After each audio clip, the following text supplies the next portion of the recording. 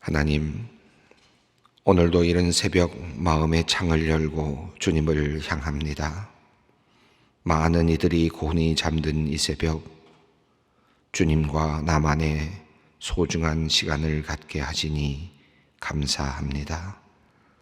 작은 소리로 아뢰어도 들으시고 말하지 않는 소리도 들으시는 하나님, 우리 마음속 깊은 곳에 숨겨진 두려움과 걱정, 아픔과 상처를 주님께서 살펴주시기를 원합니다. 아무 일도 없다는 듯, 어떤 일도 두렵지 않은 듯 살아가고 있지만 우리는 주님의 도우심이 간절합니다. 연약한 우리를 주님께서 지켜주시옵소서. 하나님, 이른 새벽 큰 꿈을 꾸면서 고기를 잡기 위해 항구를 나서는 고깃배의 선장과 같이 오늘 우리는 나름의 기대와 꿈을 가지고 하루를 시작합니다. 기적과 같은 일, 좋은 일들이 많이 일어나기를 원하며 떠나는 길입니다. 하나님, 오늘의 바다가 잔잔하게 하시고 큰 고기들과 많은 고기들을 만나는 행운을 주시며 하루를 마치고 돌아오는 길에는 찬송과 감사가 넘치게 하여 주시옵소서. 멀리서 몰려오는 큰 파도를 바라보고 있는 작은 배의 선장처럼 때로 우리는 간이 녹을 듯 공포를 경험할 때도 있습니다. 도저히 넘어갈 수 없을 것 같은 큰 파도를 보며 하나님의 이름을 간절히 부를 때에 주님 우리의 간구를 들어주시고 달려와 주시옵소서. 그리고 성난 파도를 꾸짖어 주시고 잔잔케 하여 주시옵소서. 하나님, 사업을 하는 성도님들, 가게를 열고 하루를 시작하는 성도님들, 기업을 운영하는 분들을 위해 기도합니다. 코로나로 인하여 경제가 상당히 어렵지만 그래도 오늘 하루 하나님께서 지켜주시고 사업함의 기쁨을 주시기를 원합니다. 좋은 생각, 아이디어를 주시고 시대를 감지하는 감각을 주시며 지혜로운 판단력을 주시옵소서. 필요할 때에는 용기를 주셔서 주저함 없이 추진하게 하시고 일할 때마다 하나님의 천사들을 보내어 주셔서 길을 열어주시고 평탄케 하여 주시옵소서. 오늘 일하는 하루가 사업이 더욱 단단해지고 기업이 더욱 알차게 연결어가는 그런 소중한 시간이 되게 하여 주시옵소서. 오늘도 코로나19 방역을 위해 수고하는 많은 이들이 있습니다. 벌써 2년여 동안 계속되어 오는 일입니다. 구청의 직원들과 공무원들, 보건소의 직원들과 의료진들, 질병관리청의 공무원들, 중앙재난안전대책본부의 공무원들, 그리고 모든 병원에서 코로나19와 싸우고 있는 의료진들과 간호사, 직원들, 하나님, 감염병의 퇴치를 위해 노력하고 있는 많은 사람들의 건강을 지켜주시옵소서. 지혜롭게 질병을 관리하며 이 어려운 시간을 잘 극복할 수 있도록 주님께서 이끌어 주시옵소서. 우리 소망교회에서도 감염을 막기 위해서 시간마다 소독하며 건물을 관리하는 직원들이 있습니다. 하나님께서 이들의 수고를 기쁘게 보아주시고 이들을 건강하게 지켜주시옵소서. 하나님, 이 어려운 시기에 이런저런 시험을 앞두고 긴장하며 준비하고 있는 수험생들이 많이 있습니다. 대입 실기 시험을 비롯하여 예술학교 입학시험, 그리고 체육, 미술, 무용, 음악 등 다양한 실기 시험을 앞두고 있는 우리 아이들에게 힘과 용기를 주시고 지혜와 총명을 주시기를 기도합니다. 준비한 모든 것 실수 없이 잘 해낼 수 있게 하시어 후회 없는 결과를 받아들게 하여 주시옵소서. 소망의 교육자들을 위해 기도합니다. 코로나의 상황 속에서 온라인 예배를 준비하고 교육을 실행하느라 꽤 힘든 시간을 보내고 있습니다. 하나님, 지친 몸과 마음에 하나님께서 건강과 활력을 불어넣어 주시옵소서. 우리 교육자들이 하나님의 마음에 합한 사람들로서 하나님을 기쁘시게 하는 종들이 되기를 원합니다. 지혜로운 종들이 되어 시대를 분별하며 하나님의 뜻을 이 땅에서 이루어가는 소망의 자랑스러운 목회자들이 되게 하옵소서. 하나님, 우리 교육자들이 기도할 때 하나님께서 늘 즉시 응답하여 주시고 말씀을 준비할 때 성령께서 늘 함께하여 주시옵소서. 신방하며 상담할 때마다 하나님의 마음을 알고 성도들의 마음을 알 수 있는 감각을 열어주시어 가장 좋은 것으로 성도들을 인도하도록 주님 역사하여 주시옵소서. 영적 싸움의 전선에 있는 이들이오니 이들이 악한 마귀의 유혹이나 속임수에 넘어가지 않도록 각별히 지켜주시기를 또한 기도합니다. 실수가 또한 많은 이들이오니 주님의 도우심이 필요합니다. 넘어지지 않도록 붙잡아 주시고 실족하지 않도록 붙들어 주시옵소서.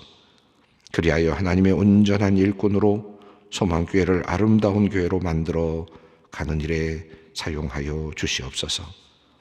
오늘 자궁수술을 받는 딸을 위해 기도하는 권사님이 있습니다. 건강검진을 통해 자궁경부암을 발견하여 자궁을 적출해야 한다는 말에 많이 놀랐지만 이제는 다른 곳에 전이되기 전에 발견하게 해주신 은혜에 감사를 드리고 있습니다. 주님께서 권사님과 그 따님의 놀란 마음을 위로하여 주시기를 기도합니다. 주님의 위로와 평안으로 그 상실을 채워 주시옵소서. 또한 수술에 참여하는 모든 의료진들을 주님의 능력으로 붙들어 주셔서 수술의 모든 과정이 안전하게 진행되게 하시고 수술 후에 건강이 잘 회복되도록 주님 은혜를 베풀어 주시옵소서. 이제 하나님의 말씀 앞으로 나아갑니다. 하나님의 말씀 듣는 것이 우리의 가장 큰 즐거움과 기쁨이 되길 원합니다. 이 시간 우리에게 말씀하여 주시고 말씀에 힘입어 이 하루를 하나님의 자녀답게 살아내게 하여 주시옵소서.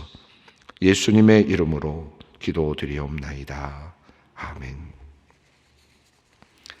오늘 주시는 말씀은 사무엘상 17장 50절로 18장 9절까지 말씀입니다.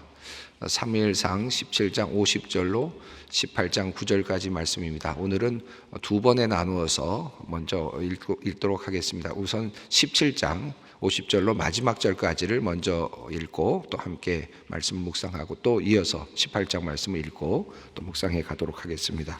50절부터 함께 읽습니다. 다윗이 이같이 물매와 돌로 블레셋 사람을 이기고 그를 쳐 죽였으나 자기 손에는 칼이 없었더라.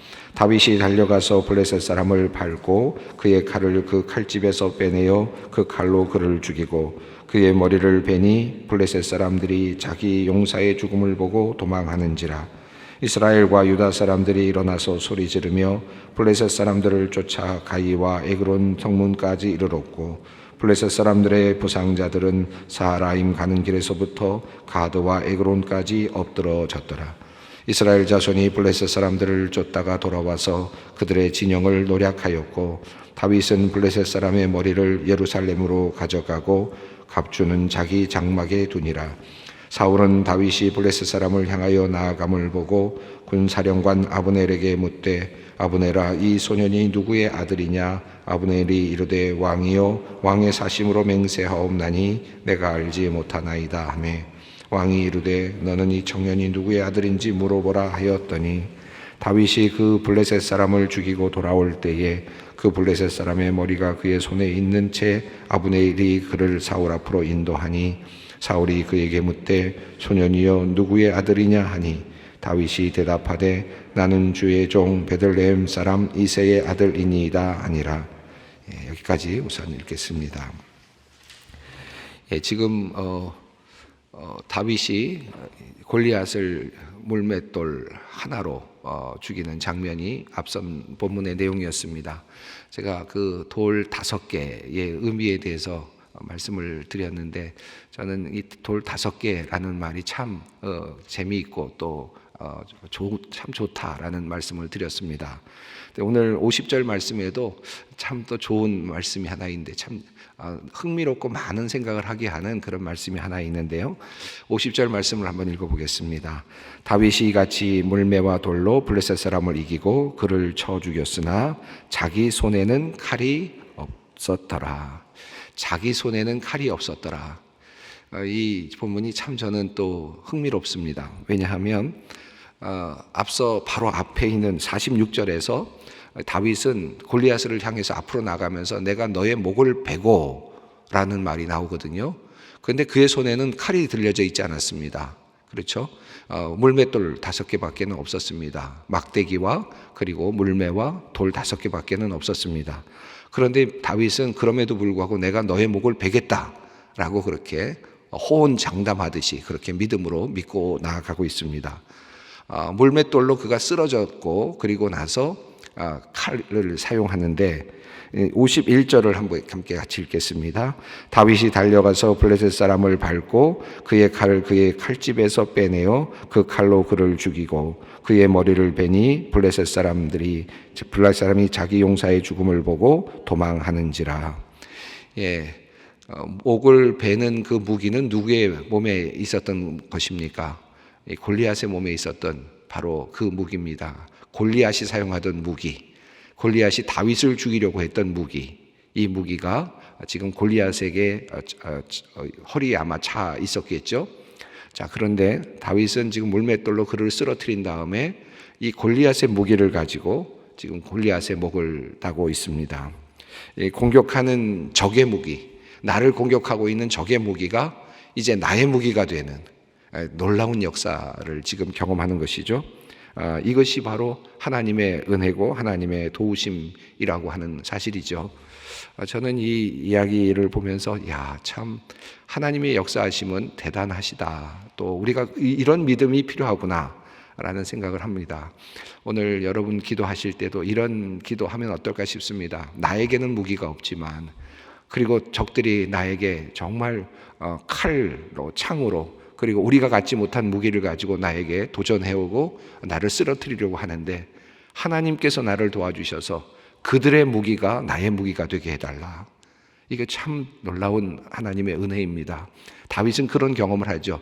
나를 죽일 용도로 사용된 그 칼이 나에게 붙잡힘을 내가 붙잡게 되고 그 칼로 그를 죽이게 되는, 적을 죽이게 되는 놀라운 반전, 하나님의 역사하심, 이것을 경험하게 됩니다.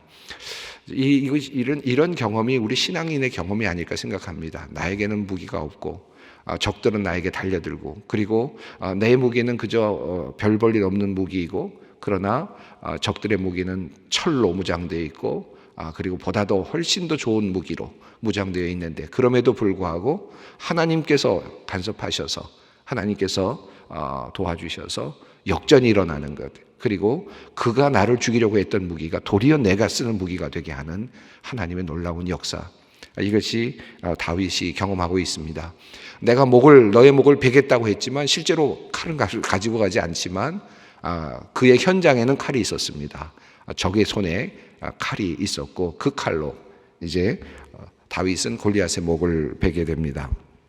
목을 베는 장면이 나오는데 그 사무엘상에 보면 지금 3번째 블레셋과의 전쟁이 나오거든요. 4장에 한번 나오고요. 그 다음에는 믹마스에서 전투가 나오고 그 다음에 이번 전투가 이제 큰 전투로 소개되고 있는데 믹마스의 전투는 요나단과 그리고 함께 무기를 들고 가는 소년에 의해서 이제 전쟁이 수행되면서 이제 사울이 따라가면서 이기는 전쟁이었고 앞선 사무엘상 4장에서의 그 내용은 엘리 제사장 홈리와 비느하스가 블레셋과 싸우는 이야기인데 결국은 패전하는 내용이었죠. 그때는 하나님의 괴를 들고 앞서 나갔습니다. 그러나 결국은 블레셋 군대에게 그만 빼앗기고 법궤마저도 빼앗기고 전쟁에서 패하는 그런 일이 사무엘상 앞부분의 4장에 나왔죠. 이 법궤가 그래서 결국은 이 블레셋 사람들의 손에 붙잡히게 되고 그리고는 마치 포로가 된 것처럼 다곤 신전 안으로 들어가지 않습니까? 다곤 신전 안에 갔다가 법궤를 이제 보관하게 되는데 마치 전리품처럼 다곤 신의 승리인 것처럼 그렇게 그 법궤가 그곳에 전리품처럼 들어가게 되는데 아침에 일어나서 보니까 이 다곤 신이 쓰러져 있고 다곤 신의 머리가 저 멀리까지 나가서 그만 내동댕이 쳐져 있는, 목이 잘려 있는, 물론 형상입니다만은 하나님의 법궤가 들어가 있는데 다곤 신이 처단되는 그런 놀라운 역사가 있었죠. 결국은 그래서 이 블레셋 사람들이 이 하나님의 법궤를 돌려주는 이제 그런 과정이 우리가 읽었던 내용 속에 있었습니다. 자, 마치 지금 그런 내용이 이렇게 하나의 오버랩되는 그런 장면인 것 같습니다. 지금 이 전쟁은 다윗과 골리앗이라고 하는 그 사람의 전쟁이고 한 장군과 어린 소년의 전쟁인 것처럼 보이지만 그들은 지금 다곤 신의 이름으로 다윗을 저주하고 이스라엘 백성들을 저주하면서 골리앗이 전쟁에 임하고 있고, 또 다윗은 여호와의 이름이라고 하는 것을 붙잡고, 그리고 지금 하나님의 전쟁으로 성전으로 지금 임하고 있었습니다. 그러니까 다곤 신과 그리고 여호와의 전쟁과 같은, 신의 전쟁과 같은 의미가 있었죠. 그런데 그 전쟁에서 또다시 목이 잘려나갑니다. 골리앗이 다곤 신의 전사라고 할 수 있는, 어찌 보면 그런 역할을 하고 있는 골리앗이 위풍당당하고, 그리고 이스라엘 백성들에게 40일 동안이나 그렇게 두려움에 떨게 했던 그 골리앗이 그만 목이 잘려나갑니다. 사무엘상에서 다곤 신의 목이 잘려나갔던 것과 같은 모습이 이렇게 함께 연결되면서 하나님의 승리로 이렇게 표현이 되고 있습니다. 우리가 전쟁에서 승리하기 위해서 필요한 것이 무엇일까? 이 50절과 51절 또 앞선 이야기를 통해서 우리가 생각해 보게 됩니다. 도대체 우리가 전쟁에서 승리하기 위해서 무엇이 필요할까? 또 장수의 목을 베기 위해서 우리에게 무엇이 필요한가? 장수의 목을 베기 위해서 우리에게 칼이 필요할 것 같지만 칼이 없어도 우리는 장수의 목을 벨 수 있다. 하나님의 도우심으로, 하나님의 역사하심으로. 이것이 50절과 51절이 우리에게 주는 모습이고, 또 한 가지 우리가 묵상하면서 우리가 볼 수 있는 것이 있다면, 이게 결국은 우리가 그렇게 떨고 있던 골리앗의 모습이었는가 하는 것이죠. 물맷돌 한 방에 그저 나가 떨어지는, 하나님의 이름으로 물맷돌 하나를 던졌을 뿐인데 그것이 정중앙에 머리에 박히면서 쓰러지는 그런 모습에서 목이 그저 쉽게 잘려져 나가는 이 골리앗 때문에 우리가 40일 동안이나 이렇게 두려워하고 떨고 있었는가? 이 골리앗의 실체를 또한 우리로 하여금 보게 만드는 그런 장면이기도 합니다. 참 골리앗의 이야기는 참 보면 볼수록 동화 같은 이야기면서도 정말 우리에게 많은 신앙적인 교훈들을 주는 그런 말씀입니다. 자, 52절, 이제 그 다음에 이스라엘의 반응이 나타납니다. 함께 읽습니다. 이스라엘과 유다 사람들이 일어나서 소리 지르며 블레셋 사람들을 쫓아 가이와 에그론 성문까지 이르렀고, 블레셋 사람들의 부상자들은 사하라임 가는 길에서부터 가드와 에그론까지 엎드러졌더라. 여기 엎드러졌다라는 말이 나팔이라는 동사라고 했는데요. 앞서서 다윗이 사울을 만났을 때 마음을 떨어뜨리지 마십시오, 낙심하지 마십시오라는 말에서 마음을 넘어뜨리지 말라라는 그런 표현에서 나팔이라는 동사가 사용됐는데, 여기서도 이제는 누가 쓰러졌습니까? 골리앗이 나팔 동사로서 쓰러졌고, 그리고 여기서 또 블레셋 사람들이 또 엎드러졌습니다. 쓰러졌습니다. 자, 그리고 여기 보면 이제 여기저기로 흩어져 가는 모습이 나오는데, 지도를 한번 보시면 좋겠습니다. 여러분, 지도를 보시면 지금 아세가와 소고 사이에 지금 그 사이에서 전투가 일어났고, 에베스 담밈에 지금 블레셋 사람들이, 그리고 엘라 골짜기에서 이제 그 이스라엘 백성들이 이제 지도하면서 싸움이 일어났는데, 이들이 패퇴하면서 사하라임 지역에부터 에그론 지역, 그리고 가드까지 이렇게 지역으로 지금 도망가고 있는 하나의 지도를 대략 볼 수가 있겠습니다. 대략 어느 쪽으로 도망을 가고 있는지, 그래서 아스돗 방향으로 그들이 지금 도망을 가고 있는 그런 모습을 볼 수 있습니다. 이 본문에 보면 가이라고 하는 자연소가 나오는데, 가이는 이 고대 근동 지역에서 정확하게 그 지역명을 찾을 수가 없어요. 근데 이 가이라는 표현은 골짜기라는 의미여서 어쩌면 엘라 골짜기를 의미할 수도 있겠고요. 그리고 또 뒤에 나오는 가드라고 하는 지역을 받는 또 다른 표현으로 그렇게 이해할 수도 있겠습니다. 어쨌든 지금 이스라엘 백성은 이제 블레셋 사람들을 쫓아가기 시작합니다. 53절 읽습니다. 이스라엘 자손이 블레셋 사람들을 쫓다가 돌아와서 그들의 진영을 노략하였고, 54절입니다. 다윗은 그 블레셋 사람의 머리를 예루살렘으로 가져가고 갑주는 자기 장막에 두니라. 자, 블레셋 사람들을 쫓아가서 이제 쫓아가다가 다시 돌아와서 블레셋 사람의 진영을 노략질하는 이제 그런 내용이 나오고, 54절은 다윗이 블레셋 사람의 머리, 여기서는 골리앗의 머리죠. 골리앗의 머리를 예루살렘으로 가져가고, 또 갑주, 그의 그 골리앗이 입었던 옷은 지금 자기 장막에 두었다라고 되어 있는데, 학자들은 이 부분에 대해서 조금 혼란스러워합니다. 왜냐하면 당시에 예루살렘은 여부스 족속들이 점령하고 있었던 시기였기 때문에 예루살렘으로 가져갈 수는 없었을 것이라고 보고 있고, 또 자기 장막이라는 것도 지금 아직은 이새의 아들로서 자기 장막이 없는 상태이기 때문에 자기 장막이라는 말이 그냥 자기 천막이란 뜻인지, 그렇지 않다면 이건 자기 집이란 뜻인데 자기의 어떤 가문 안으로 들어갔다는 뜻인데, 이게 어떤 의미일까 이렇게 고민을 합니다. 근데 이 54절은 아마도 시차적으로 보면 먼 훗날을 의미하는 것 같습니다. 이제 이것이 지금 시차가 왔다 갔다 합니다. 그래서 53절, 이제 54절에 보면 예루살렘으로 간 것은 나중에, 아마도 그가 예루살렘으로 도성을 옮긴 다음에 왕이 되고 그 후에 이제 그것을 가져가게 되는 이야기, 그리고 또 자기 장막에 그 갑옷을 두는 것, 그것도 먼 훗날 일어난 일을 지금 마치 가까이 붙여서 소개하고 있는 것처럼 보이기도 합니다. 이 시차가 계속 이렇게 연결되기도 하고 혼란스러운 것은 55절, 56절, 57절 이 내용도 그렇습니다. 55절과 56절 읽습니다. 사울은 다윗이 블레셋 사람을 향하여 나아감을 보고 군사령관 아브넬에게 묻되, 아브넬아, 이 소년이 누구의 아들이냐? 아브넬이 이르되, 왕이요 왕의 사심으로 맹세하옵나니 내가 알지 못하나이다 하매, 왕이 이르되 너는 이 청년이 누구의 아들인가 물어보라 하였더니, 다윗이 블레셋 사람을 향하여 나아감을 보고, 여기서는 골리앗을 지금 죽이려고 나갈 때의 장면을 이야기하는 겁니다.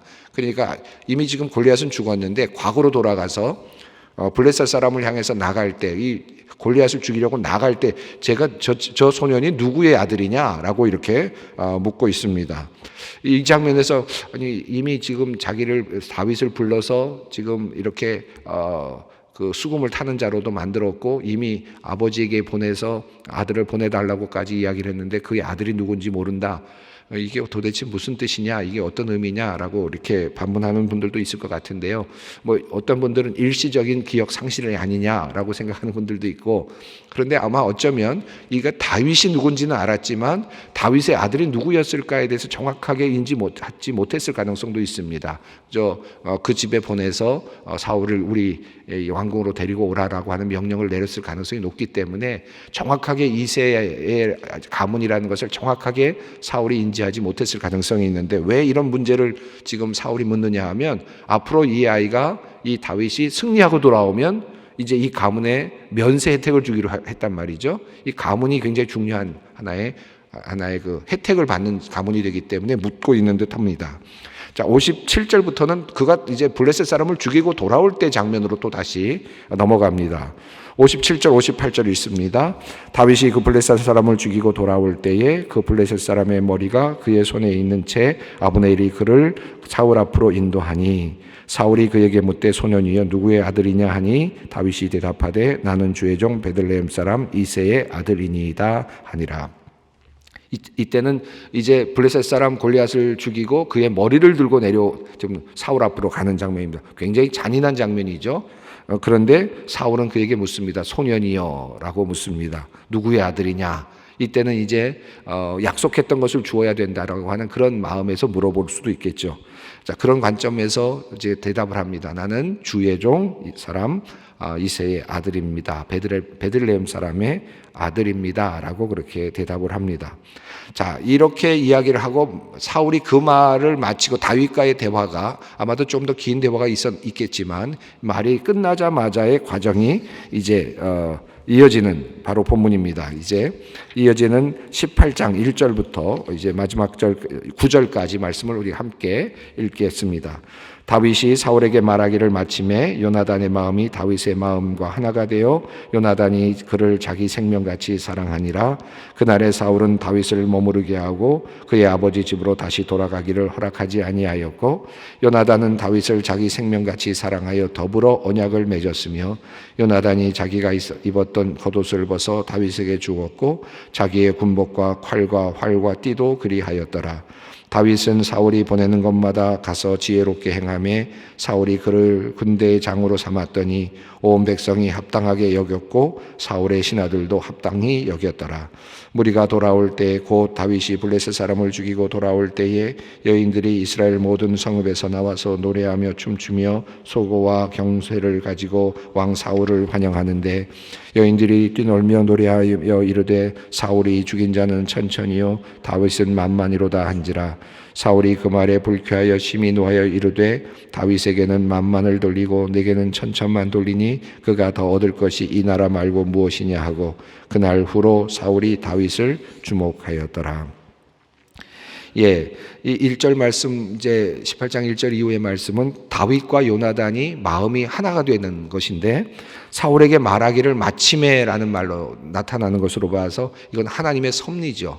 하나님께서 그들의 마음을 하나가 되게 해주신 것입니다. 그렇게 해서 그들은 이제 사랑하는 관계, 충성하는 관계, 서로 언약을 맺고 신의를 지키는 그런 관계가 됩니다. 이게 하나님의 또 다른 선물입니다. 요나단에게는 이제 그가 이제 자기 여동생의 남편이 될 사람이라는 것도 의미가 되겠지만 하나님께서 그들에게 사랑하는 마음을 주셨다는 것은 또 다른 축복이었습니다. 하나님께서 이제 그에게 이제 다윗이 그의 왕궁 안으로 들어가도록 이제 만들어 가시는 장면입니다. 요나단의 마음을 풀어내시고 5절을 보시면은 거기에는 이제 사울의 마음도 풀어내십니다. 지혜롭게 행하는 것을 보고 군대장으로 삼았고 그리고 신하들도 합당히 여겼다. 자연스럽게 지금 들어가고 있는 다윗이 자기의 자리를 찾아가고 있는 하나님의 섭리를 보여주고 있습니다. 6절부터 9절까지 말씀은 과거로 다시 돌아가서 이 지금 골리앗을 지금 죽이고 돌아올 때 전쟁에서 돌아오는 장면을 회상시키는데 이때 한 장면을 하나 마치 끄집어내서 다시 한번 보게 하듯이 보여주고 있는데 다윗이 블레셋 사람을 죽이고 이제 돌아오는 그 승리의 그 길에서 여인들이 나와서 사울을 죽인 자는 천천히요 다윗은 만만이라는 노래를 부르죠.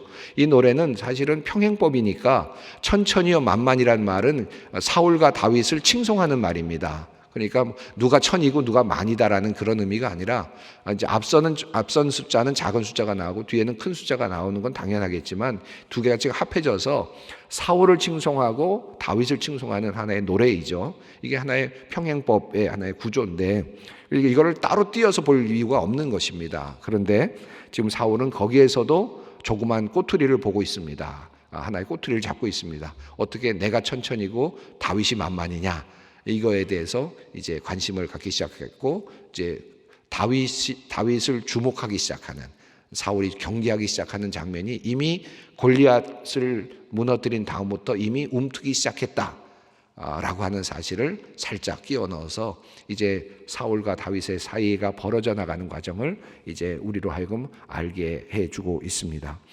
오늘 본문 말씀 그에게는 칼이 없었더라. 이 말씀 한마디 여러분 붙잡고 오늘 또 기도의 자리로 나갈 수 있으면 좋겠습니다. 함께 기도하겠습니다. 하늘에 계신 우리 아버지, 아버지의 이름을 거룩하게 하시며 아버지의 나라가 오게 하시며 아버지의 뜻이 하늘에서와 같이 땅에서도 이루어지게 하소서. 오늘 우리에게 일용할 양식을 주시고 우리가 우리에게 잘못한 사람을 용서하여 준 것 같이 우리 죄를 용서하여 주시고 우리를 시험에 빠지지 않게 하시고 악에서 구하소서. 나라와 권능과 영광이 영원히 아버지의 것입니다. 아멘.